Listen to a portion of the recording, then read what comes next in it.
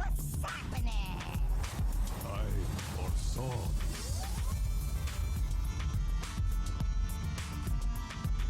Take this time to consider your past deeds. Stop asking questions. You had your chance. Let the games begin. Greetings, visionaries. Welcome to Velen's Chosen, the podcast geared to buff your game in Hearthstone. And we exist to help you stay competitive on the ladder in Standard, maybe sometimes in Wild, without breaking your bank. We talk about gameplay, deck construction, discount decks of the week, and even some arena skills sometimes to help you better accomplish your individual Hearthstone goals, regardless of your card pool. I'm NotRobMay, your host, and joining me today I have Mr. Andrew Brown from the southern region of America. What's up, Andrew? The South has a song, and it's called the Song of the South. And I'm not sure how it goes, but So, Andrew, it exists, my next I promise. is you must sing me the song of your people. Oh, this is the Song of the South. It's the songiest song of the South.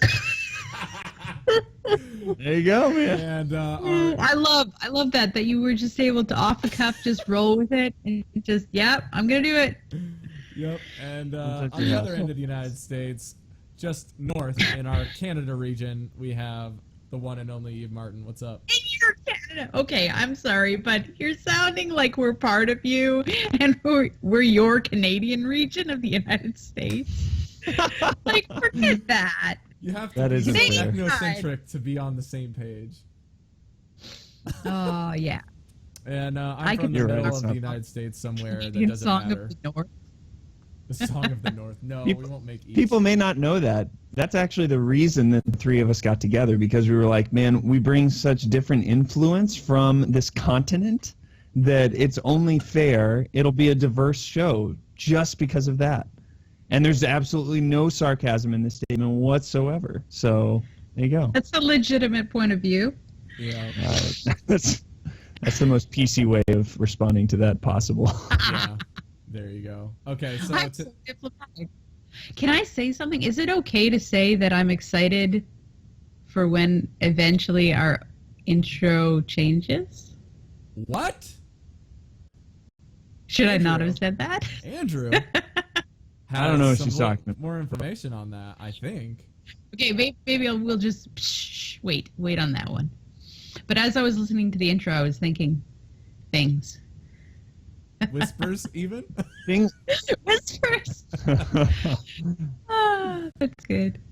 Anyway, Okay, so we're going to let that sit there, okay? Today we have a really fun episode for you. We actually have a discount deck of the week coming from Savitz. It's a Reno Grinder Mage, but midweek I found another Grinder Mage that doesn't use Reno. So we basically have kind of the same play style we're going to give to you as the Grinder Mage archetype, but we're going to spin it in two ways for you. So depending on your card pool, it may help you. And then we will dive into some news and some more new cards. Thankfully, it's not over 10 this week. We're going to be covering 9 cards.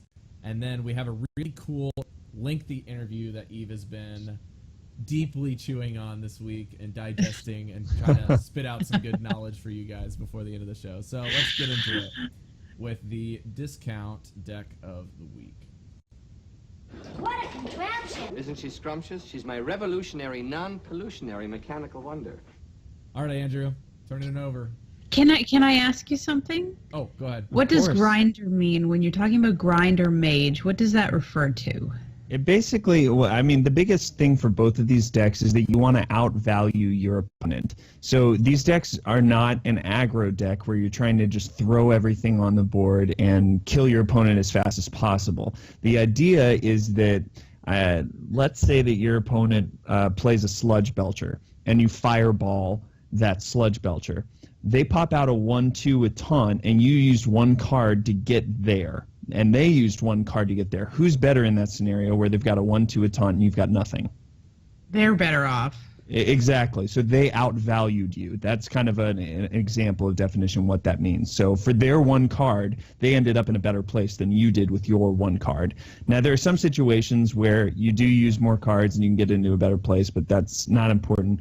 The basic idea is that you want to outvalue. You want to get as much out of every single card as possible. And what's cool about the Mage class is that it's got some really good tools to help you get there. So I'll talk about kind of what's similar first for both of these decks, and then Rob and I can split what's different about them. The big thing, so it's going to play similar to a Freeze Mage in some ways as far as stalling mechanics. So you'll find Frost Novas, Doomsayers. You'll even find Explosive Sheep, which isn't a normal. A normal board clear for Freeze Mage, but still they're all stall mechanics. So you're trying to just, your opponent's going to play stuff. When you think about playing up against a Secret Pally or something, they're just going to drop something strong on every turn. If you can Frost Nova and Doomsayer, you just completely reset the board. And if they had, if they use 7 different cards to get something on the board, you just use 2. That's insane value that you use to flip the board. It's going to use secrets like Ice Block is a huge one. We'll talk about that. It's an epic card, but it allows you to guarantee a next turn as long as they don't Chasm Mystic you or something silly like that. I hate that card so much. It's not being played much, so it's effective. The other key card in both of these decks is Duplicate. And the cool thing about Duplicate is that if you play it correctly, you can get just a nuts value. I was playing the Reno version this morning, and I was able to duplicate a Dr. Boom. So I had 3 Dr. Booms in my Oh deck. my gosh. That's pretty nice. So now you do That is have what they call the nuts. Yes, I will say that both of these decks aren't. You're not gonna just. You can't just copy this deck list into your game and immediately know how to play it. If anything, it's counterintuitive for me. As I was playing it this morning, there were some turns where literally all I did was hero power, or I would play one very simple card or something like that. And I really wasn't sure every time. I was like, this really doesn't feel right. Wrong. But Yeah. yeah, but you have to give so much value out of each of those cards, so you have to be very careful and methodical about how you're playing. Yeah, so that's kind of the idea for them. Does that make sense? Did I explain the grinder value stuff, Eve? Yeah, I get the idea of how to play the deck. Like that's very well translated, but just the word grinder, like where that particular word comes from, because I know value and I know tempo, and aggro obviously. Grinder just makes me think like grinding your opponent into dust. That really is it, though. I think that the idea is that you're valuing them so much that you get to the point where they literally have nothing. So they're just grinding their gears. They're down to So I don't know how it's different from fatigue, like a fatigue mage or something. Well, the difference between are they synonyms? I would say you have Tempo Mage, which is the antithesis of this deck, right? Tempo Mage is like playing stuff that gives you a lot of value, but most often than not, it's just like to gain tempo on the board and speeding up your win condition, okay? Value games are similar to like control decks or even some Paladin that are mid-range in GVG before we had BlackRock were more of the value orientation. You're getting the most value out of every one card you're playing. Grinder... So maybe like a control mage? Similar to kind control of mage, but the difference between a control mage, a grinder mage, and a fatigue mage is control mage is synonymous with value mage, okay? Grinder mage is a mage that you'll be playing in order to get to the end of the game, and you've successfully basically like they present their resources as a way for them to win, and you grind that out. And then they play another one and grind that out. And it's almost like they're giving you their resources and you're spending your resources in order to get the most value out of each card and yet completely remove them. So I guess you could make grinder as a synonym with removal mage. If you think of it that way, it could be really helpful. And then it honestly sounds like the worst game to play against. right? Because everything that you're doing and the mate just like crush. Yeah. It can be. If you're playing it right, you're going to drive your opponent insane. And those are the games I hate the most because I start yelling at my phone saying, why won't you let me play the game that I'm trying to play? Yes, I want to now play. Now you're playing this. But you know what? That's what we've been told is that if you want to learn how to defeat a deck, you need to play it. You need to learn it yourself. And then the next time you go up against Grinder Mage, you're like, okay, I know how you work. And hopefully you have better tools to defeat it in turn. Yeah. Sure. So a few of the other cards on here, specifically for the Reno deck. I mean, the nice thing about the two nice things about it is that you've got the tool of Reno to reset your health if you need to at some point. And I like the flexibility of this. As we're talking about substitutions, there are several legendaries, but a Reno deck is very much like just kind of throw in what you want. You don't want 31 drops by any stretch, but you're missing, we've got Archmage Antonidas on here. Very important card for this deck because he can be a huge value card where you get, unending fireballs off of. But if you don't have him, maybe you've got Nexus Champion Sarad, maybe you've got Baron Geddon. I mean, there's not like a wrong card to play. Maybe Nat Pagal would be a wrong card to play, but you can kind of fill him in with a card that interests you or that you want to try. Sylvanas is the other, really good legendary in here that you would maybe need to replace. I took out Harrison Jones because I haven't been running into a lot of weapon-based classes and put in Nexus Champion because I wanted to see how he plays, and he's a lot of fun. But other than that, we've got one Doomsayer and one Ice Block as the two epics. This version actually doesn't run a Fireball, which is really interesting. So you can put that in. Yeah, I know. I actually, when I was looking at substitutions, a mage deck without fireballs. What? It's weird, but there's so many other tools, and especially if you run Archmage, you still can get fireballs off of it. So, or and then if you don't have the Ice Block, you can of course use an Ice Barrier, which is common. But I would almost go with a second Frost Nova or a second Blizzard as another AOE thing to stall out for one more turn, and it'll kind of degrade your Reno a little bit. If you got one card that's two of, there's a pretty good chance that when you need to Reno, you'll be at a place. And then in case you really don't have any legendaries, you can throw in just something really valuable like a North Sea Kraken or a Boulder Fist Ogre or something like that for those end game, late game minions to throw on board. Sure. Yep, I would agree with that. The non-Reno version of this is I have heard that it's more consistent, but I have not done the testing on Andrew's end to know that. So I will just basically let you know. Well, you've got a lot of two of, so it has to be more consistent. The Reno deck is, I think it's super fun to play just because every turn it almost feels like an arena deck where it's like I have no clue what I'm going to get, but I'm going to figure out how to use them as best as possible. And I think I've gone 5-1 with this deck. Or 5-2. Control Warrior is not a good matchup for this because they can outvalue you with their stupid 1-mana removal spells, but that's okay. Yeah. But tell us more about Grinder. The Grinder list is actually cheaper.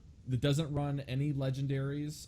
You'll see this on the screen if you're watching us on YouTube, but as I'm looking at the list, the only legendaries are adventure ones. So Emperor Tharson from BlackRock, Lotheb from Nax, and Bran Bronzebeard from League of Explorers. The rest are commons and rares, and then you have 4 epic cards, which are... Oh, I'm sorry, I forgot at least Starseeker as one of the legendaries. And then you have 4 epic cards. You have Big Game Hunter, you have 1 Ice Block, and then you have 2 Doomsayers. Thankfully, the deck list is really flexible with having less of the legendaries so that you can go after getting the epics. I think that Doomsayer is one of those cards where you have to have at least 1 in here, as do the same scenario with Ice Block. Now, the Big Game Hunter you still can swap out for something, such as a Fireball or something like Flame Lance, something that's like a big removal piece. That's kind of like the idea behind what BGH does. It gets you a body, he removes a big one. Sometimes it's not as good as in other matchups, but You get the picture. So you can replace him with a very high value removal spell or removal minion. Like even Bomb Lobber I think would be okay. The other epic that I would say that you can replace is the second Doomsayer. You can put in a second explosive sheet because this list only runs one. So that's a pretty easy fix. I did that with a friend of mine that wanted to play this deck. And then you have to have the one ice block. That's kind of how you play the deck. It saves you a lot of times. Now, the hard thing is that I've seen Ice Block pop up on a couple of potential nerf card lists just because it is a really powerful one. So at this point, I wouldn't necessarily recommend, if you don't have Ice Block, to craft it, just because we got to see kind of what happens with that. But at this point, hopefully, that's one that you got. Yeah. The nice thing, I think it's one of those cards that's really frustrating, so it comes up in discussions a lot, but that's probably the community saying these are things we would like to see change. I think that it's such, like you say, it's such a tool of this archetype that I'm not really sure this archetype would be as valid if it wasn't around. It's the Freeze Mage, the variant that's really important, with this card. And I can't remember this was on, not Frodan, what's his name? Reynad. He was on Reynad's list on PC Gamer. And I can't remember what his proposed change was. I think it was something like when you take fatal damage, cancel it or be immune for that damage, so that it kind of it can delay you more, but there's still not a. The first time you would have received fatal damage, prevent that damage. Sure, there you go. So because with Reno Mage specifically, Ice Block is so powerful because unless you can get rid of that secret, if you've got Reno in your hand, you are guaranteed to keep going. I mean, at least with Reno Lock, you've got a chance of outrunning them or something like that. With this, it's too bad. So it's a powerful card. Yep. And a lot of times this deck will do better when you set up. I think the best way to describe how to play this deck is to just continually play cards that will generate more cards for your hand, or that will generate cards themselves, and then you utilize Bran Bronzebeard when you can to heal yourself for 16 with a heal bot, to play a Jeweled Scarab and get 2/3 cost cards. I know one of the games I watched, Savitz used both of his Scarabs with Bran in the field and generated 3 ice blocks just from them, and then he had one more in his deck. So he just never died. It was really crazy. The Jeweled Scarabs are really cool because you can get any of those secrets. You can get another Frost Nova. There's so much potential for what you can get out of that. It's never guaranteed, but man, it's big when you do. Utilizing the duplicates is probably the most important thing. The targets you want to duplicate would be Water Elementals, an Elise, one of the Antique Heal Bots, Lotheb, Ethereal Conjure, and Sledge Belcher. And a lot of times it's really funny when you have a turn, turn 4 or turn 5, you don't play anything, you just play Duplicate and Ping, and then next turn you drop Emperor, and then they have to kill it, and they give you 2 more. It's sorry, dude, you're gonna lose. Sorry on you for that. Yeah.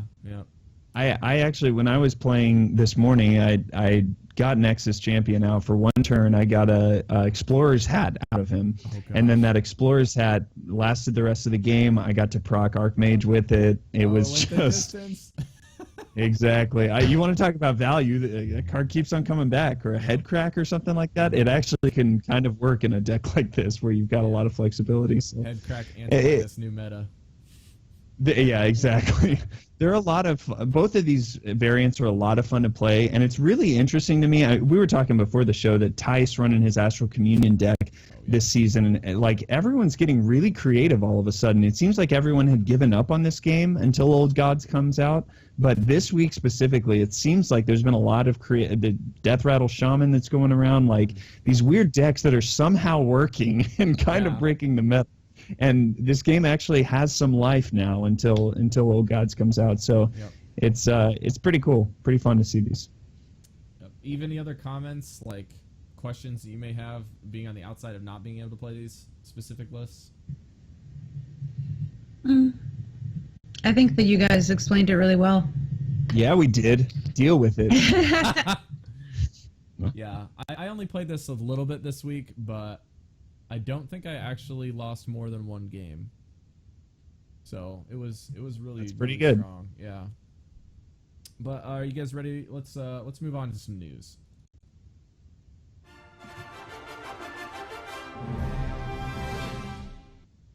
All right. Every time I hear Elise Starseeker get played, I hear that sound, and I'm like, oh yeah, it's time for news. Oh wait, no, it's not. I don't know. All right. So what was the Tavern Brawl this week, Eve? Why don't you walk us through what that one was? Portals. Too many portals. So this is when I always try and get all of my quests done. Is when you have one that you just pick a hero. Play 40 spells. You don't have to make a deck for. Crazy game story. So my opponent gets and why is my mind going blank now? Blingtron. Oh gosh. Plays it, throws us out 2 weapons. He gets Cursed Blade Oh boy. Rip.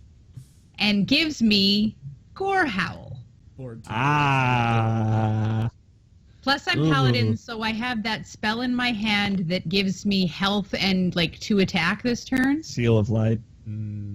So good. that's 9 times 2 damage straight to his face. And I'm thinking, all right, I'm sorry, you killed yourself. It's over. Don't, like, ignore his minions on the board. Just go face. He's got maybe, 5 life left. Smork. Guess what he plays next turn? Reno. The only card that would save his butt, not Reno wouldn't work, his Mal'Ganis. handful of portals. Mal'Ganis. Ice Barrier. It's not Mal'Ganis. Animated armor. block. What is it? It's a dragon. Alexstrasza? Deathwing. Deathwing. Oh, okay. Because that doesn't give it- Gorehowl, if you hit face, only has 1 Right. You health. only used it all. That Yeah, but weapon. you're doing 14 damage if he's holding Curse Blade. I already hit him though, and he has Oh, like okay, 5, he does, and my okay. and my weapon's Yeah. gone. So, yeah, Good God. Deathwing, and I've got nothing to take out Deathwing with because I have a handful of portals. Yeah. Deathwing, man. Okay, so Deathwing in that particular brawl is pretty OP. If you ever have him, I have been playing him in the in that Astral Communion deck too, and man, they never expect it, and it can be devastating. oh my gosh. Yeah, so that was my crazy game story. Blingtron into Gorehowl into Deathwing. I think I only played 2 games. The first game I lost pretty handily, and the next one I just portaled into a portal that beat these portals, and that's how you do it. So. I seriously that's what's lost not like fun. 5 brawls in a row and decided to take a break. And That's just what's like, not fun to me okay. about these ones is Yeah. that there's no strategy to it necessarily. It can be fun and these crazy things happen, but I'm usually just get my 1 win and be done with Tavern Brawl, and with these ones it's even more so. Like I have no desire to jump back into that. Yeah, it's funny. It's Like that's the thing. It can be really fun with craziness, but then if you have bad luck and they have really good luck and they have a mitt full of legendaries and you're getting like, what's that one with Wind Fury? Dragonhawk? Dragonhawk. Then it's just like, ah! Yeah. Mhm. Or even worse, you get the 3/1 Shaman minion that has Wind Fury, the Dust Devil, Yeah. and then you're overloaded. Let's get on to some exciting news then. How about that? So, sorry. All right. Sorry to bring the whole podcast down for a minute. No, we're My good. anger. It's nothing none of us don't feel. Rob, what's happening with Old Gods? When's it coming? We have 2 big news leaks, quote unquote, that say that the Old Gods' release date is actually to be April 26th.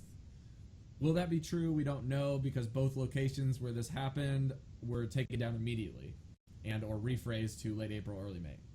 So we're not 100% on this, but we definitely know one thing is that all of the reveals on the website that have to do with streamers or people that they've named that they're going to give cards to that are individual personalities only extend unto April 18th if one were to be released per day. So we definitely know that it's after the 18th. So we're not going to be getting it this week. We're not going to be getting it next week. That being said, Blizzard still has that 4-week buffer. But Andrew and I had a really interesting discussion in the pre-show. We're going to kind of bring in... Andrew, why don't you let them know kind of what we were discussing about this weird... Yeah, so... Well, you kind of, I remember we were saying that, you don't think that, or you'd think that they'd want to drop these cards at the very beginning of a season or something so that it's fair for everyone and all of that. But my memory recalls that we were saying that about previous expansions, and that was not the case. It was actually very much abruptive, like right in the middle or something like that with TGT. Or so all we can make assumptions on is what we know they've done, which has proven that that's not a high priority to them necessarily. So they have the flexibility to do it whenever they want. April 26th is a good time to be looking at. Don't put all your eggs in that basket, because if they end up delaying it a couple weeks, it's going to be heart-wrenching.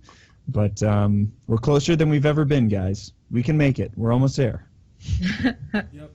We have a couple interesting things that happened with some confirmations of other cards that we've discussed and some tweets from Brode, so I'll just blast through these real quick. Brode tweeted out this week that lots of new UI changes will be coming when standard releases, especially with sorting the sets in your collection. And he also confirmed that the UI will change soon to allow players, when you are in crafting mode, to see your goldens and the regular cards side by side. Because right now it's confirmed, I think, from him that it's a bug that when you hit crafting and your golden cards like disappear, that wasn't intended, because it was never like that. Because right now you have to like select all goldens, and then that lets you see all of your goldens plus all of the ones you haven't crafted. And then if you hit crafting and there's no thing selected, it'll show you all of the cards that you currently own and cards you don't own, whether or not you have, like, for instance, I have 2 golden Anoyotrons and 2 non-golden. So if I hit crafting mode, it'll show up as if I don't have Anoyotrons at all in my collection. So they're going to try to fix that. They have stated that they would like to see a change on how the Mulligan works in Hearthstone, as they have been saying. For a long time, people are like, oh, this is coming with standard. Well, no, it's not. It just said this is still something they're still looking into trying to fix and do a different and better way. Herald Village, which is the Priest Legendary coming with the new set that summons the 1/1 copies of the minions on the board. This card has been confirmed that silencing the 1/1 copies of the minion allows them to lose their effects and yet gain their stat lines back. So crazy. That's something that we've wanted to make sure Wailing Soul knew about. Or Mass Dispel. Mass Dispel only affects your opponent, so yeah. Yeah. Oh, does it? Mm-hmm. Yeah. Okay, so that one worked. And just Wailing Soul? Yeah, and the 0-cost silence pre-spell. More than likely, right, if you were going to try and make this work, it would be a targeted kind of thing, because Wailing Soul would also silence Prophet or Herald Village, which Doesn't that matter. no, we're stretching No, way it too wouldn't much matter. at that point. Yeah. Yeah, because he's already out. Yep, and then we also know, lastly, that after the new expansion launches, the decks that are the deck recipes that you guys are seeing, those are actually going to be updated to include new cards or new recipes. Not all of them will be new, but some of them. It's interesting to me because they made them already standard based off of what's to come, right? There's no GVG or... Well, one of them includes Murk-Eye for the Paladin, but that's it. But that was an oversight, right, and they're right. going to change that. They've said that was an accident, so they're going to fix that. But yeah. Right. So it's interesting to me that they're going to get it again, updated so soon, but it'll be fun to kind of... Well, I think they probably have them like already made, right? Because they want you to be able to make like old god decks and stuff, Sure. but they'll release it like as soon as the expansion to give you an idea. Right. Here's all these new cards that you're going to be getting, and here's an idea of how to make decks with them. I'm just saying we just got deck recipes, and now to get brand new ones, it's like, I hope that they'll add them to the 3. It'd be cool and not to have... replace them? Yeah, I mean, you don't want to be overwhelming with options necessarily, but for a new player to have, those first 3 maybe, and then some like advanced deck recipes or something like that, I think it could be cool. Doing the 3, from what I understand. I would be willing to bet that too. But I think the idea is that maybe people are gonna start playing at Old Gods, right? That might be the first expansion they really experience with all of the media that they're putting out, those billboards that they keep showing. Have you guys been seeing all the billboards they're putting up, like in different countries around the world with Old Gods murals and things like that? Like, so much is being put into bringing people into Old Gods that it's like they're expecting people to be playing it for the first time. And so the massive amount of cards that they're going to be getting are all Old God cards, and then give them decks. Sure. Deck recipes with these new cards kind of deal. So that's kind of how I thought it would work. Right, let's jump into the new cards. It's a good segue, so let's do that and blast through these guys. There's a lot less this week by like 7 total cards, but let's get started with the first one. It looks like Eve's on. Ravaging Ghoul. It's a warrior common, 3 mana for a 3/3. Cry, deal 1 damage to all other minions. Patron time? Yeah. This is like, I think that's what everyone thought when they looked at this, was it was a really good tool to replace Deathspite, which they are losing. It's Deathspite. The same thing, but it kind of functions similar way.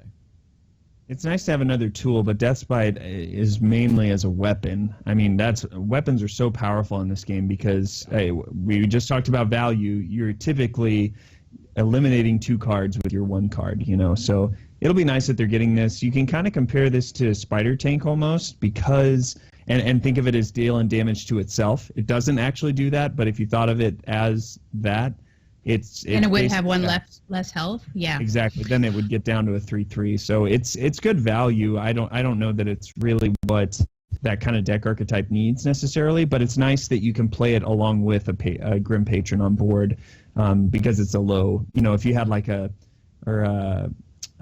Dread Infernal or something, you can't really play that with Grim Patron because you can't play them on the same turn, and that's what that deck needs, is immediate results out of these cards. Well, I think it's like a better Unstable Ghoul, right? Is it Unstable Ghoul, the one that has Taunt, and then when it dies, it does 1 damage to all other minions? I would say Unstable Ghoul is actually... Yeah, Unstable Ghoul is you can use it when you want to. It forces your opponent to go into it, right? But it could also be silenced. Well, this is like when I need it, I cast it and it has its effect right away. Right? So there's no way for the other person to get around it. With Unstable Ghoul, it can be dealt with in different ways: polymorph, hex, silence, I think don't allow you to get its effect. You need both, because this has your initiative on it, which you'll get value out of immediately. Your opponent can still respond to that. But the nice thing about Unstable Ghoul is if your opponent doesn't have an answer for it, they have to help you out, basically. So if you've got an Acolyte of Pain and a Grim Patron on board and an Unstable Ghoul, and they can't deal with that Ghoul, it forces them to give you the value. An extra patron and a card draw. So you're getting all of that from them. You don't have to spend much on it at all. So I think you kind of want 1 mana more cost that you're also paying. Yeah, that's true. That's probably the biggest difference between the two, rather than them kind of like having Taunt and the Death Rattle. I think that the Ravaging Ghoul's biggest problem is actually the fact that it's 1 mana more, rather than, the effect being powerful. I think this card is good. To what extent it'll be played. Personally, I like the control that you have, right? Because you can control this card rather than like waiting for your opponent to do what you want them to do with Ravaging Ghoul or with Unstable Ghoul. Yeah. Like you put it out there and you're like, okay, are you gonna do this? Are you gonna explode it and hit all my other minions and do what I want you to do with it, or? Yeah. Usually are you going to find another way to get around it? Next to an Acolyte of Pain on turn 5, and Ravaging Ghoul, to do that, you can get the card draw immediately, but you're going to pay 1 more mana, because it's going to be 6 mana to play both of those cards simultaneously. Yeah. And the same goes for playing Patron plus Unstable Ghoul on turn 7. To play the Ravaging Ghoul, you need to play Patron plus this on turn 8. So they're basically making the combos last a little bit longer, cost you some more mana. Again, you're going to want to keep getting those charges off of your Emperor Tharzan throughout the game. But let's move And on. I think real quick, the other thing is that I don't know that getting a 3/3 minion on board is what the patron deck needs. I think that's it. Obviously, the effect is nice, but the 3/3 on board, it's like, what does that do to help things? It's not a bad effect. It's just Whirlwind is cheaper and can get you going. Yep. So we'll see. Okay, All right, next card is Mire Keeper. And Mire Keeper is a druid minion. It's rare. 4 mana for a 3/3, and you're going to have that choose one effect that is so beautiful in Druid. Flexibility, name of the game, right? You can either summon a 2/2 ooze, which this is not the ooze with taunt or anything. This is the same thing as the infected Tauren, I think. The 2/2 ooze, just a minion. That's a vanilla. Or you can gain an empty mana crystal. So you're getting a wild growth effect, kind of. So this is a pretty cool effect. You're basically, I mean, with your typical 3-drops, I know this isn't a 3-drop, but as a 3/3 body, there's a lot to compare it to, like Earthen Ring Farseer. You can compare it to the Ravaging Ghoul we just talked about, all of that. You're kind of paying like a mana and a half for this effect, which for a 2/2, that's fine. And for an empty mana crystal, that's actually pretty good because, you know, wild growth costing 2 mana, you typically don't. Well, just to get that as a package deal is really super effective. So I think this is a really good card. I think it's weird that it's a 4-drop because that's what I was thinking. When I mentioned it to you guys during the week that this reminds me so much of Keeper of Uldaman. When we saw that, it was just like, whoa, this is like really good. Why is it but where is it going to fit exactly? Yes, like because in a there's so many paladin good 4-drops. Yep, and it's the Like same this with Druid. goes straight up against the other Keeper. Yeah, the Keeper of the Grove is going to be hard to get rid of because it's so powerful. Let me run by something like with you guys because I've played quite a bit of Druid, and I know Andrew's been playing a little bit of Druid here and there, but yeah, I don't know how much Druid Eve's been able to play because I don't think you lack or your Like your in collection Brawl, lacks like the that's big about cards. it. Yeah. So Mire Keeper has this really interesting space that players were kind of like skittish to jump into, which was they want to play, you know, Wild Growth or Aspirant on turn 2 instead of coining it out on turn 1 because they don't have a 3-drop. Now they have a 3-drop to go with, which is the Raptor. The Raptor for standard. Oh, the Mounted Raptor, yeah. Raptor. Mm-hmm. So playing this on 4 is actually okay if you want to go from 4 to 6 and play an Emperor, or 4 to 6 and play a Sylvanas, or potentially, we don't know, but the new Legendary could be 6 mana, so we could see something really cool with this card. And having a ramp effect on turn 4 could potentially be hyper valuable, or it could be negligible.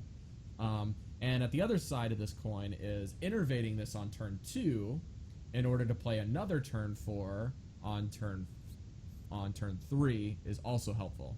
So it's kind of complicated to use Druid terms, but basically on turn 2, if you play Innervate, you'll have 4 mana, and then you can play Mire Keeper, which will give you another mana crystal, giving you 3 mana on 3 empty mana crystals on turn 2. The next turn you'll gain another one, and you can play a 4 mana card again.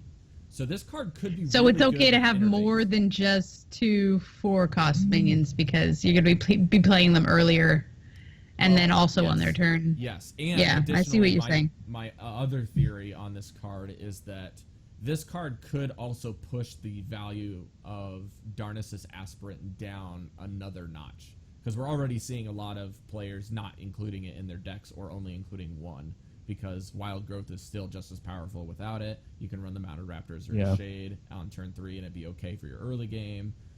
With Fell Reaver going away, we might not even see a aggro archetype within Druid anymore.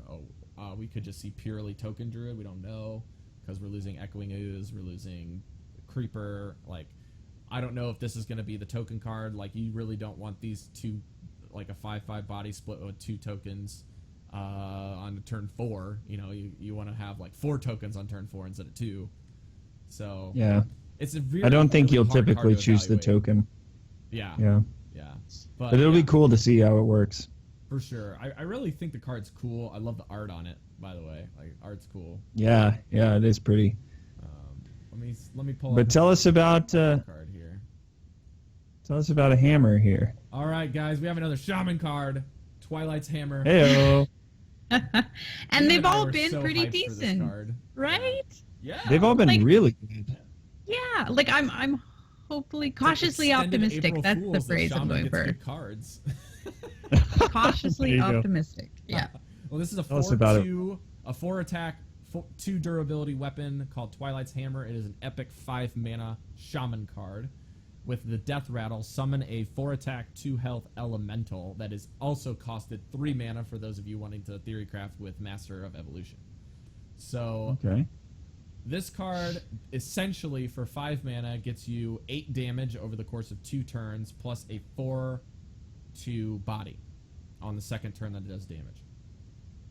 And it Yeah. gives Which is your opponent a good. drawback to removing the weapon, which the only thing that I have seen so far besides Tentacle for Arms that has a negative effect on destroying a weapon is Death Spite, right?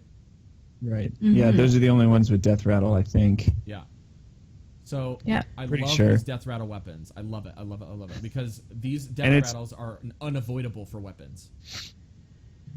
If you're having trouble wrapping your mind around what's the value, though, because like when I first saw this, I was like, that's cool, but I don't know if it's worth it still. You think about this in comparison to Arcanite Reaper, which is the 5 cost 5/2. weapon for Warrior that's a 5/2, yeah? So you're losing 1 attack off of that, which is a downside, but not too crazy. But getting a 4/2 body on board without having to summon it yourself is actually really good. And you're probably going to get it on your turn, so that means you're going to have to wait and your opponent gets to react. It might get removed, sure, but it's another thing your opponent has to deal with. And I think this is just a really, really good tool for...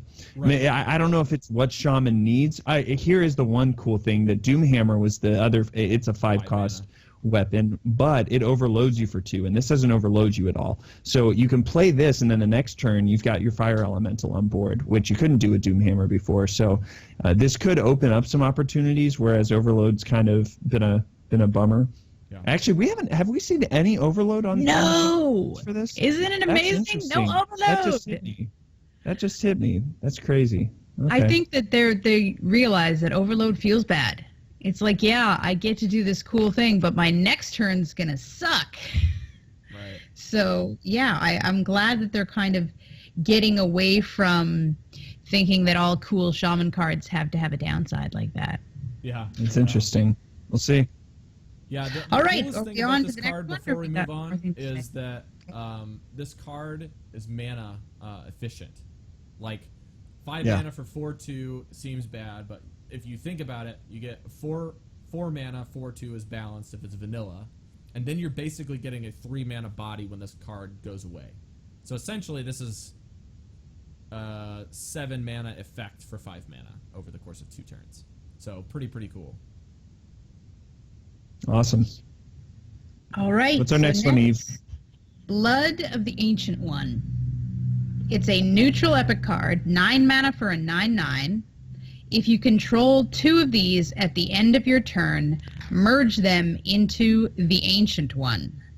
The Ancient One is a 9 mana, 30/30 This card is Whoa. bonkers, yo.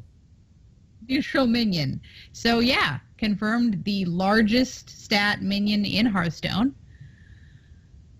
30/30 body. Like Just the fact that you can attack one time and the game's over, people are going to try and make this card work. It's got a very difficult way. Obviously, people are thinking of Faceless Manipulator first thing, or Naga Sea Witch, and the ways to kind of cheat to get 2 of these out there, and those could work. So the fact that it's at the end of your turn, although if they Big Game Hunter your Ancient One, man, I don't think anything's going to feel worse than that. Eve I and mean, we're talking that like that's getting so- this sheeped is way worse. oh my gosh. Oh, The ancient 30/30? one turned to a sheep. getting it like neutered into Yeah. a frog or a feels bad. I think that it's going to be, if there is a deck archetype around this, it's going to be pretty obvious as you play that they're going for that, and you're just going to save your removal for the Ancient One, because if you don't, you're dead. So Yep. I don't think it's really going to work, and I think they probably know that too. But it's cool that it exists. I love stuff like this. That's just weird and is going to get people to try different stuff and shake up the meta and stuff. Yeah. I will say one thing. The fact that it's at the end of your turn is another one of those things that makes it a bit easier. Instead of like the beginning of your next turn, it does make it a bit more believable that you might be able to get this to work. Yeah, you realistically need it to stick for one turn, and then at the end of the second turn, then you can create the 30-30. So in order to hit your opponent with 30 damage, it's a 3-turn setup. It's a 2-turn setup to get a 30-30 on the board, and then they can have a chance to mess with it. So depending on how you look at this card, you could also use this as a bluff card and play it at 9 mana. Your opponent's like waiting and praying that you get the 30-30 so they can sheep it or they can BGH it, when in reality, you just want to hit them for 9. Or if you're playing Warlock, you can put a Power Overwhelming on the 9/9 and you can get it to be a 13-13 and punch them in the throat for lead. Yeah. So because it's a really interesting thing. This card isn't coming out until late in the game anyway, so you probably have them down anyway, so a 9 attack minion is actually not something to mess around with either. Now, if they sheep 1/9/9, unless you've got a Faceless Manipulator or something like that, you can't really get with a second Mage, you one might for also have, what is it? Duplicate? Oh, yeah. Or That Echo of would work as Medivh. well. Yeah, Echo of Medivh, stuff like that. But yeah, like Rob just said, it's still a 9/9. So even if they're like, I'll wait till the 30-30 comes out and use my removal on that, like if you don't deal with a 9/9, that can also be game ending. But if they deal with it and you've got Duplicate, then all of a sudden there's some other... Sadly, it's a wild-only move, just to let our listeners know. Duplicate Duplicate's Naxxramas. Naxxramas card, yep. Oh, dang. Yeah. Right. Well, if you get the ancient one duplicated... Yeah. Speaking of getting... I mean, this next card is a way to get more Blood of the Ancient Ones. This is Blood Warriors. This is a 3-cost warrior epic spell, and it reads, add a copy of each damaged friendly minion to your hand. And I gotta say, I really like this. It's Echo of Medivh. It's 1 mana less, but it requires that you have damaged minions on board, so which is, the warrior thing. I think... I don't know that Warrior really wants this card, because usually with the control variants and stuff, you've already got a ton of value from your removal spells. You've already got a lot of very strong minions. I mean, you picture a couple, a Shield Bearer and a Sneasel Shredder on board. I know I'm talking all wild cards now, but whatever. You get Grommash on the board. You got those 3, and then you are able to pull this off. It's requiring a lot out of you, but there's a huge upside on the other side of it where usually Warrior is lasting late into the game, so to be able to get a copy of some really strong minions is a huge upside. Yeah. So it seems like a control warrior thing, right? To give you more cards to last longer, but not have to use card draw to get there. Yeah, but it hasn't done that in the past. I think that this card actually belongs more in something like the Math Warrior that we used to see, which uses like Frothing Berserker and Raging Worgens and stuff like that, and Inner Rage to really to just rush down your opponent kind of in that mid-game. So I see it working out better in that. I don't know if this card will bring it back, but I'm sure people will try. It's a cool looking card. I love the art on this card. Yeah. I know I'm not typically the one to say that, but I voted for this one because I wanted to see that. Yeah, no doubt. All right, I think that's a good evaluation on the card. We're going to go to the craziest hunter card we have, Call of the Wild. No, all that's 3 not that animal companions for 8 mana. Is it that crazy? I think it's nuts. there's an ability like this in World of Warcraft where you can summon your pets into battle. So this is really neat. Don't play the game very often. Getting the 3 animal companions is Leok, which is a 2/4 3-mana wyvern that gives all of your minions on the board +1 attack. Huffer is a 4/2 always summoned by animal companion Kappa. And it has charge, and then you have Misha, which is a 4/4 taunt bear beast for 3 mana, and essentially 8 mana. You play this, you get 3 bodies on the board that are all very good stats for mid-game. One of minions. each. One of each. Right. And then you can hit them in the dome or remove a minion that with a 5-attack Huffer. So it's really nuts because your Misha turns into a 5/4 with Taunt because Leok's still the 2/4, and then Huffer's a 5/2. So this card has a lot of potential to be a very good card in lots and lots of Hunter decks. So I think that this is going to be on my watch list as far as if I don't get it in my openers, my opening packs, I'm going to want get one of these. I think this is a good card. They keep equipping us to make a control hunter because, like, I thought a ball of spiders immediately with this one, which from the beginning we were like, that's kind of weird and not playable. But this is the same where it's like a very high cost spell that gets you some bodies on board. And granted, these three actually work with each other, kind of. So I think there's more potential with this card. It'll just be interesting. I mean, this kind of is your turn. You can do this in hero power or do this in. Yeah, it's and they're all fine. beasts, which have beast synergy, which is great. Yes, it's a good card. I don't know though. It's 8 mana, so you're not really worried about this becoming the Face Hunter's new overpowered card. It's way too late game for them. Yeah, let's talk one more thing about it though. Like, I think that this card is so interesting because it is both offensive and defensive card and can be played with an empty board or with a board with 3 minions. So this card's super versatile. Yeah. It's really great for hybrid hunter, I think. It's really great for mid-range hunter to kind of, like, you basically drop a high main on maybe turn 6 or 7 or like a 5-mana card, and then you can hero power and then you curve into this. Like, if a high main even dies, then you have 2 3/2 hyenas, plus you play Call of the Wild, and that's a lot of versatility. I think just the fact that you have a guaranteed result from this, it makes it interesting, because if you could play this if you could Thorson this and play it comboed with Unleash the Hounds, you've got how many 2/1s on board that can really change the game. So I think that's how people are going to think through. Yeah, sure.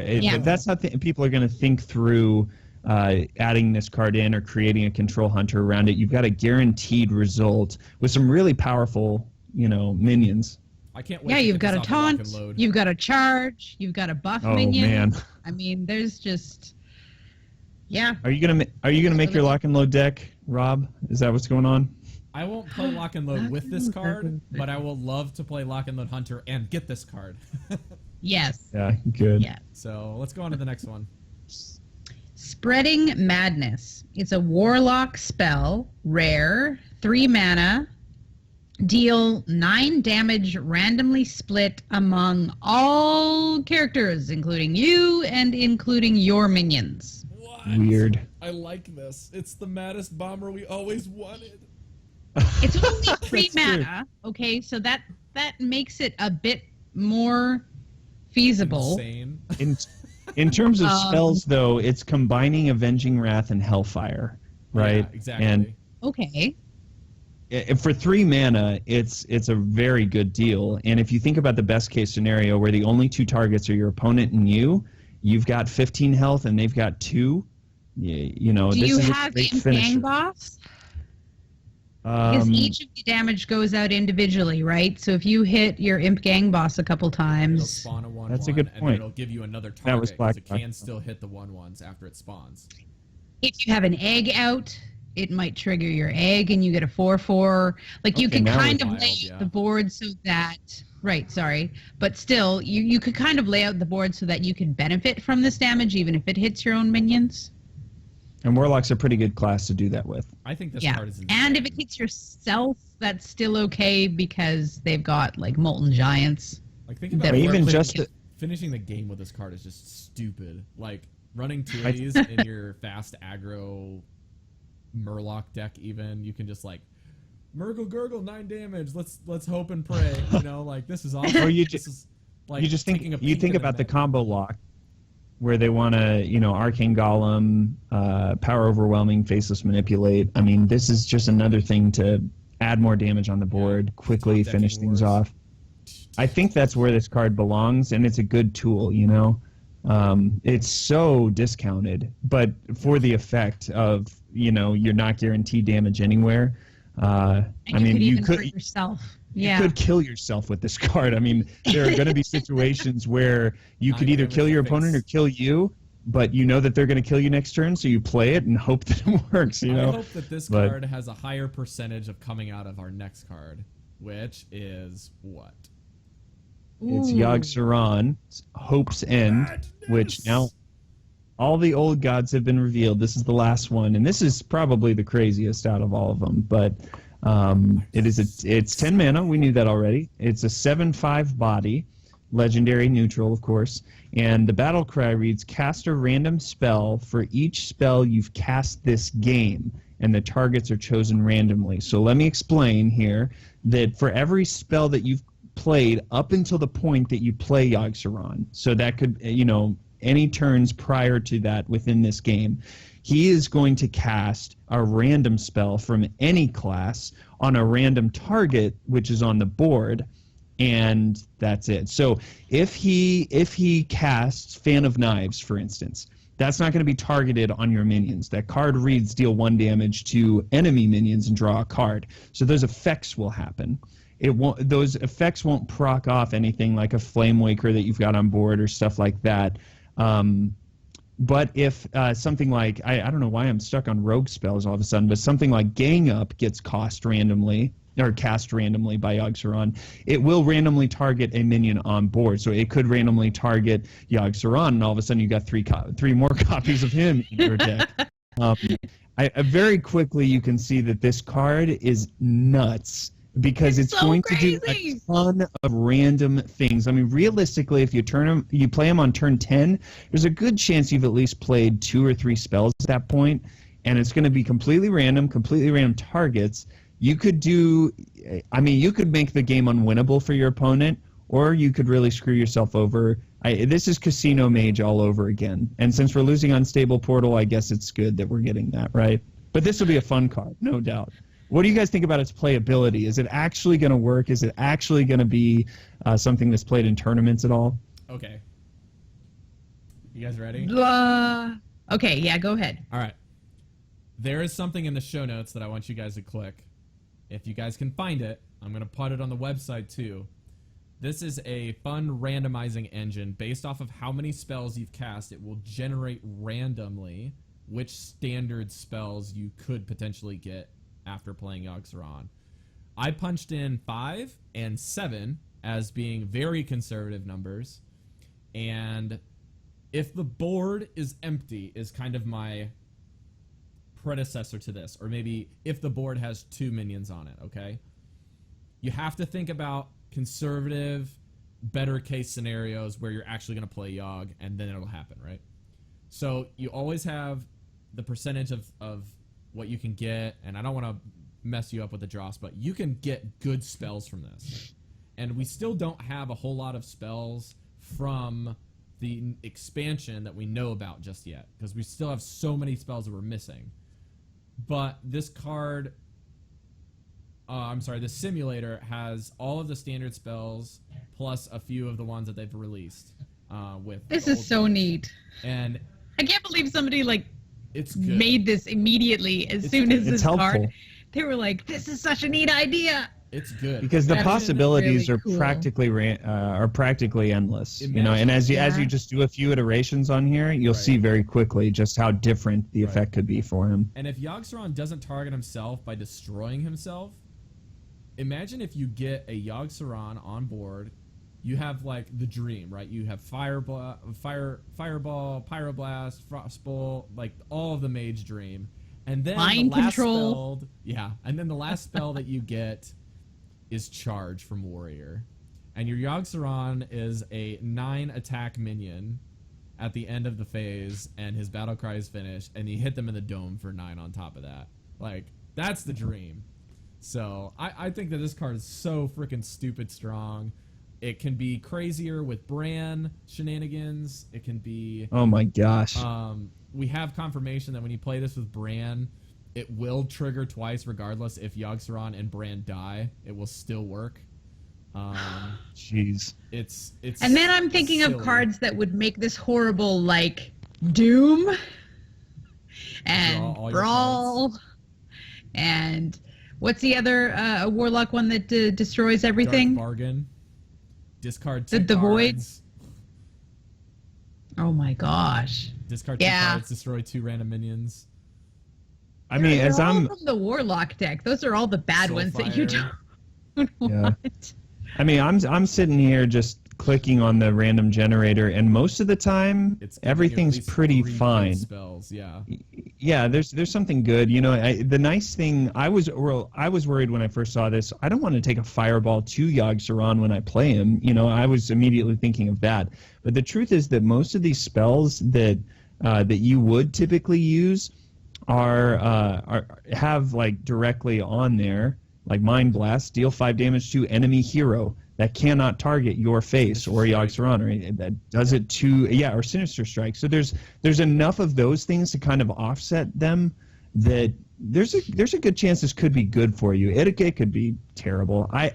To answer my own question, I don't know that this is going to actually hit tournament play, but it'll be a lot of fun, and I think that people will build good decks around this, that it has enough upside that you can still play it on ladder and This have is just fun a with good it, no card doubt. To have at turn 10, regardless of what deck you're playing. Essentially, most decks are going to have around 10 spells to play, with Zoo aside, right? Most decks are going to be playing between 5 to 12 spells per deck.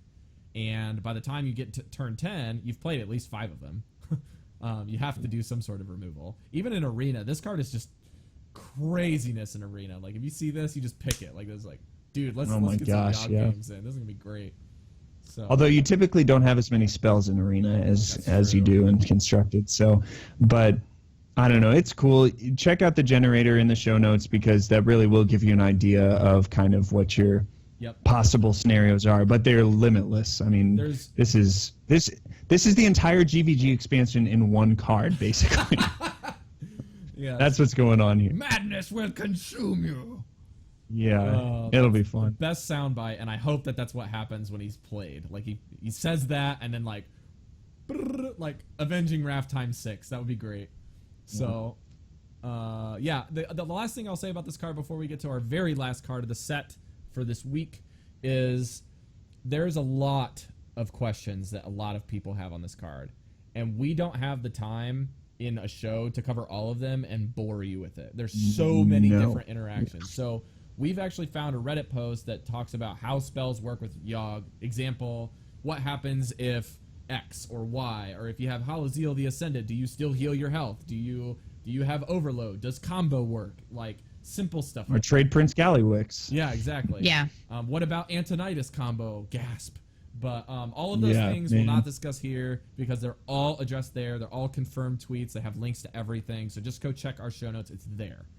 Rob Wing. Or you could just wait and play it. Or you could just wait and see what happens. Rob Wing did say that this is his favorite card in the entire set. So I have faith that this card will be seeing play and will be exciting. But yeah, exciting is keyword. Yes. Yep. So can somebody else do the last card? I got to pull it up here. Shogal. And we did kind of see, I believe around April Fool's, people were showing like this card without the text, and then wondering like what kind of ability would Shogal have. I wasn't sure whether it was actually going to be a card or whether it was an April Fool's joke, but Shogal is huge in World of Warcraft. So his ability is he's a Warlock legendary, 7 mana for a 7/7. The battle cry is the next spell you cast costs health instead of mana. This turn. Oh, okay. That didn't say in the show notes. So this turn costs health instead of mana. And I kind of, when I posted it on Twitter, I was like, explain to me how this would work, because my mind just went, what does this work well with? What card do you want to get that you want to play with this? What's the good interaction? Andrew? I don't know. I mean, we talked beforehand about Siphon Soul, so that's an interesting one, because you spend 6 health to destroy a minion, but then you regain 3 health. So it's as if you're spending 3 health to kill whatever target you want, which is pretty nuts. So that's one example. The nice thing with this is just the flexibility, and Warlock has had that with their card draw mechanic, Hero Power. to be able to trade health for something else. And so this is like something that I'm sure we'll find some really cool ways to use this, but it'll be nice, if nothing else, to have the flexibility. We thought that with Wilfred Fizzlebang there could be something there because you're kind of getting a free card, but this is way more flexible than that, where any spell that you have, you'll be able to use. And the fact that he's a 7-cost minion, it doesn't mean you are restricted to 3-cost spells or less. You could use Siphon Soul. You could use Doom if you wanted to. I don't know that you would want to do that. That seems silly, but yeah, Shadow Bolt. So you'll be able to use Bane of Doom with this. That's pretty good. You spend 5 health to kill a minion and get something new on the board. I don't know. That's not bad. Bane of Doom A lot of the times, warlocks don't mind losing health. Like, depending on which type you're using, you want to lose health to get you down to the point where you can put your Molten Giants out and then taunt up. So losing health is always a big mechanic for warlocks. Yeah, I think I got a... Oh, go ahead. They're all going into wild? No? What's all going into wild? All of those archetypes are sticking around for warlock, the ones that they purposely do damage to themselves, so that's still a legitimate play. Depending on how the giant stuff falls with the nerfs and stuff.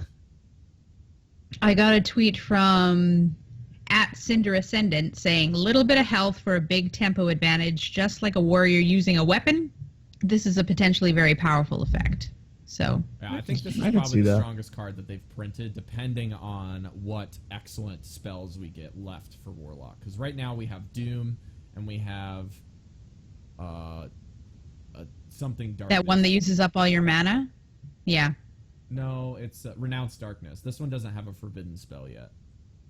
Oh, it doesn't? Right, Andrew? Is that right? No. Warlock. Yeah, it's right. Renounced Darkness was Paladin and change Mage. all of your Warlock cards. I remember that one. That was interesting. So, I mean, you can play Cho'Gall and then renounce that you played Cho'Gall if you really want to.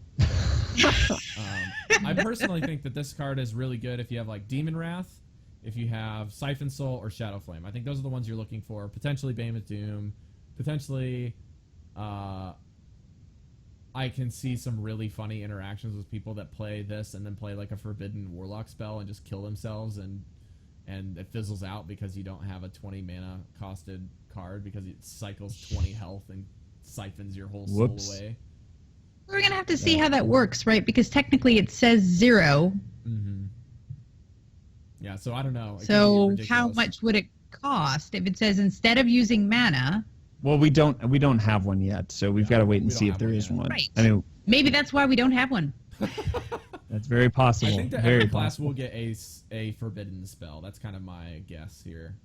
I don't know. They were kind of released all around the same time, right? We got like a bunch of forbidden cards at once, and then they released a couple more later. So. Okay. All right. Maybe. We'll wait on that. We'll see. All right. We might break the game. Yeah. Let's go to some emails. We are going long again. Sorry, these card reviews are just eating our show up. Let's do some. They're fun to discuss, fun to talk about. You require my assistance? All right, Eve, what we got? Emails? Going to emails? Okay, from Creepy. So he warns me in his email that there's a very long length warning. So I'm going to kind of edit it down. Sorry about that for length. Greetings, the chosen few. Started listening to the show around episode 27 and decided to go back to listen to all the previous episodes. We love it when you do that. I don't know how long all of the earlier episodes are going to be valid with the new Wild and Standard, but do appreciate the enthusiasm. Okay, so short version. What should a casual free-to-play player spend gold on if Arena isn't a good option yet? Assume our current collections are abysmal, we have no class or meta preference, and our goals are to increase our collections and complete the daily quests without getting decimated to hopefully reach rank 20 by the end of the month.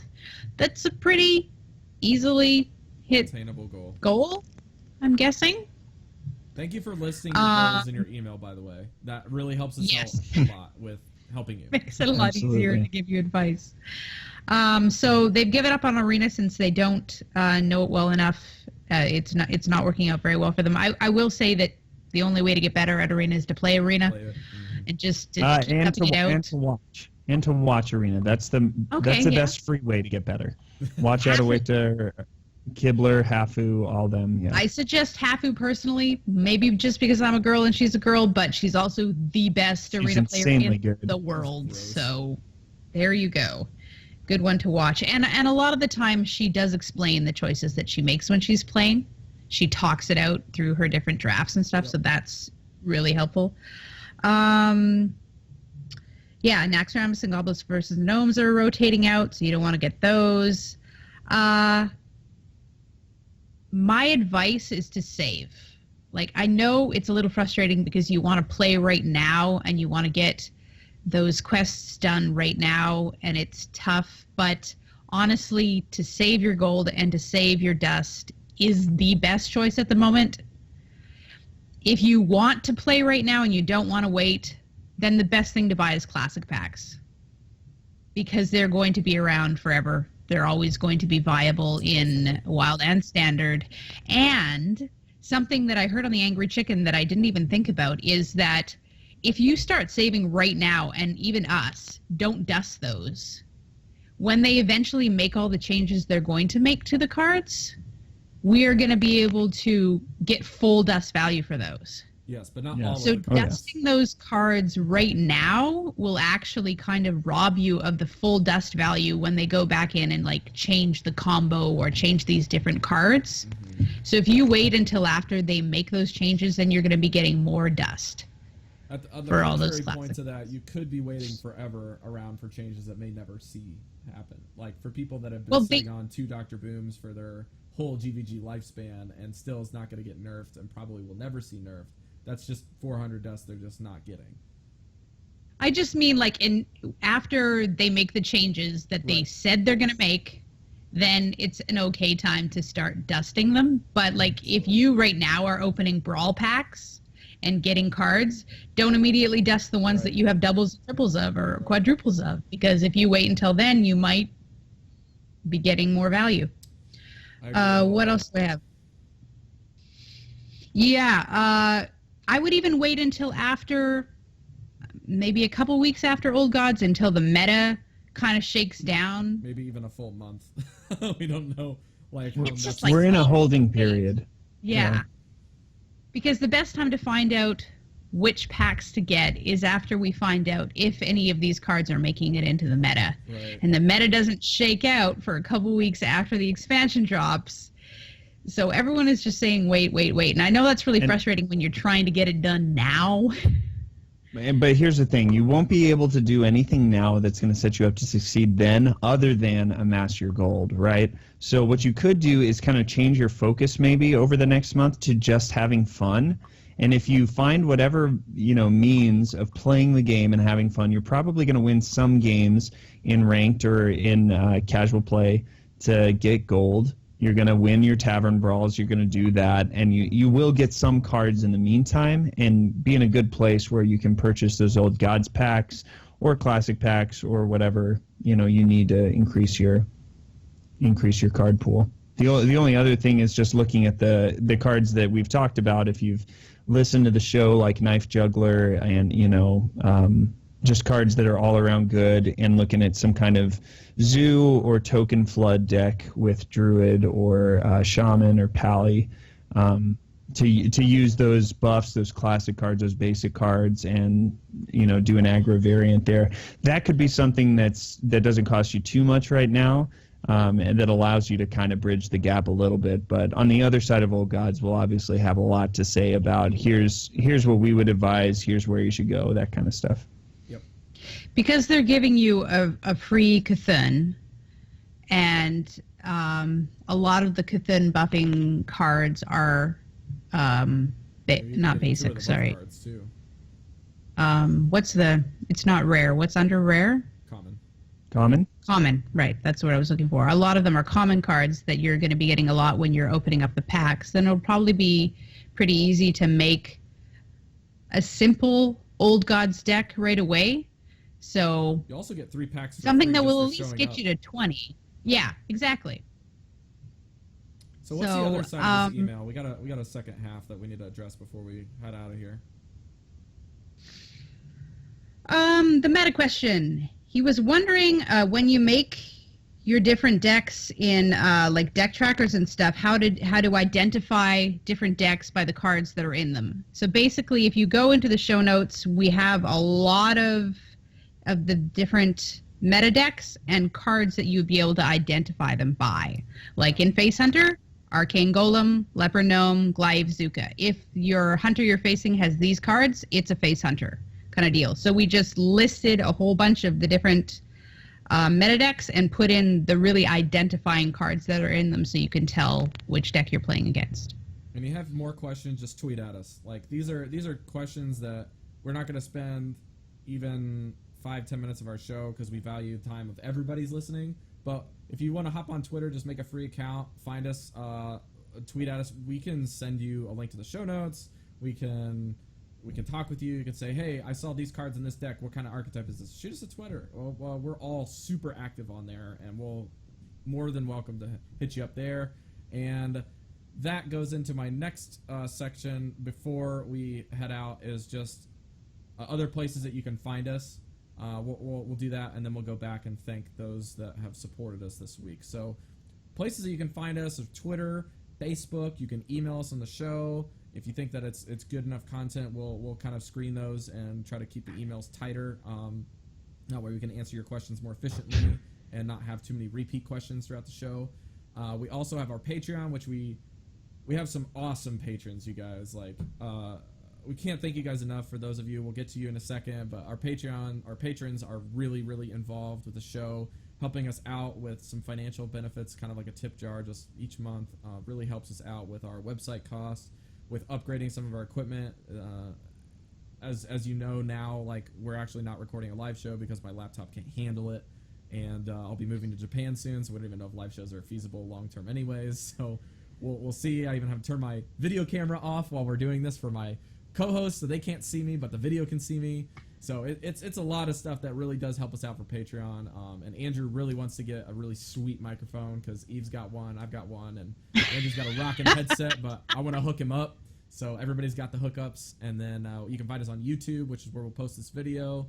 On Twitch, if I'm streaming, it'll be there, but that's where you can find some more past broadcasts of the show. And Discord. Discord is a place where lots of people have been super active. It's one of the most active ones that I've seen and been involved in. People are always posting in general chat, just hanging out, swapping decks, swapping screenshots to bragging rights. You come in and hang in the audio section. You can come talk with people and play games together. Deck crafting. We're on iTunes, Stitcher, RSS feed, and another place that you can go is the In Hearthstone Facebook group that has graciously allowed us to plug our show there. They have another separate Facebook-only community that's really great for swapping decks, adding people so you can get your watch and learn packs, etc. So that being said, Eve has our iTunes reviews for the week. Yes, thank you from Creepy for giving us an iTunes review. Awesome show. Mainly watch on YouTube because I can listen at 1.5 times the speed in the background while playing. Like it. Good. That's good. But awesome show. Showing support on iTunes and Patreon. Expect a fairly lengthy letter from me, which is what we got today. Full letter in the show notes. Yes, we did. And also thank you to TNZ from Canada. Woo. Great show, great people. 10/10 would recommend to a friend. Enjoyable for the budget player and the baller player alike. Great tips. Just a recommendation. Just a recommendation, TNZ. If you would recommend it to a friend, you should recommend it to a friend. I'm just gonna throw it out there. I'm just gonna throw it out. But keep up the good work, and I'll see you on the ladder. All right. That's right. Thank you, guys. This is great. Also, thank you to our Patreon supporters: Crovan B, Ricardo C, John H, Pratap N, Gabriel Z, Garrett S, Jeffrey W, Ricardo Cruz. Thank you so much for supporting the show. Oh, we have Ricardo on there twice. Monetary. Do I have Ricardo on there twice? Yeah. double Ricardo. I mean, double Ricardo. Yeah. All right. Well, thank you guys on Patreon. You guys rock. We are slowly and surely coming up to the point where we're actually going to break even on Patreon. So the more you guys support, the quicker we can break even, the more we can move into a point where we actually start doing significant upgrades that's not just out of pocket. So you guys are great supporting us. Andrew, my friend, where can we find you on the interwebs? Well, if you go to Twitter, and you search for Andrew is Living, you might find me. You might follow me. You might see me tweet every now and then. And that's just one way. Other than that, find me on BattleNet, Andrews Live 1973. Appreciate you guys just dropping by and saying you listen.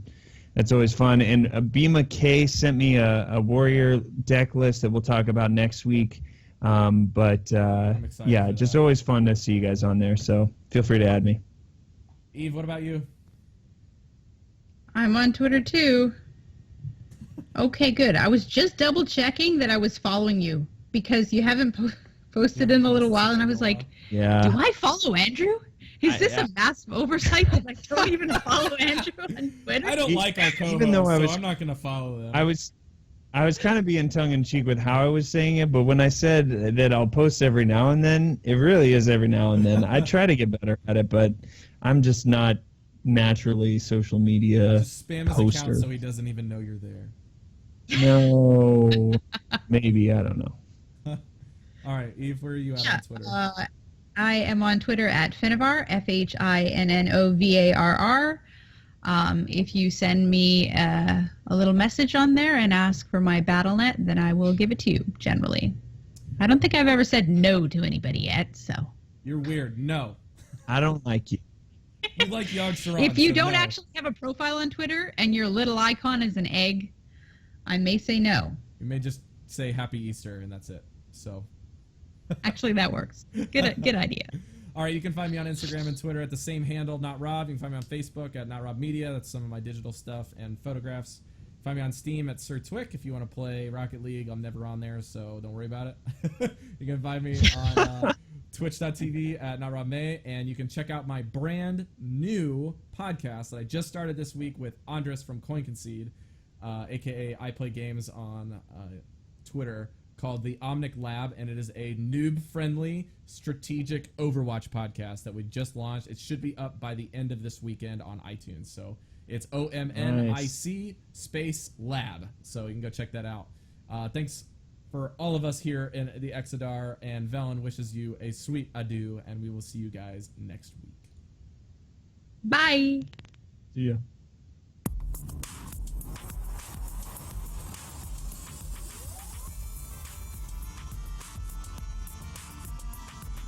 Take this time to consider your past deeds. Stop asking questions. You had your chance.